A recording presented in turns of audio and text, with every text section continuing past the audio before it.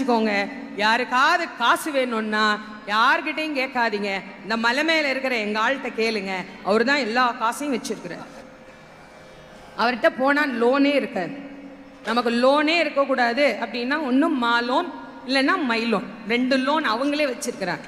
அதனால அங்கே போயிட்டீங்கன்னா வாழ்க்கையில், ஏன்னா இப்போ எல்லாருக்குமே லோனில் தானே வண்டி ஓடிக்கிட்டு இருக்கு. அதனால அதெல்லாம் இல்லாமல் இருக்கணும்னா இவர் காலை போய் பிடிங்க. என்ன கேட்டாலும் எங்கள் அப்பன் முருகன் கொடுப்பார். நீங்கள் என்ன வேணாலும் கேட்டு பாருங்க. நீங்கள் அவன் காதில் விழும்படியாக கேட்டு பாருங்கள், அவன் கண்டிப்பாக தருவான்.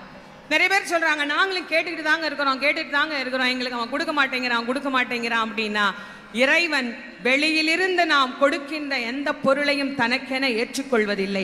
நானே தயாரித்து ஒன்று கொடுத்தால் இறைவன் அதை ஏற்றுக்கொள்வான். நிறைய பேர் நான் கூடையா பூ வாங்கிட்டு போறேன், நான் அப்படி அபிஷேகம் பண்றேன், இப்படி அபிஷேகம் பண்றேன், எல்லாம் வெளியிலிருந்து வந்தது தானே, நீங்களாம் என்ன கொடுத்தீங்க?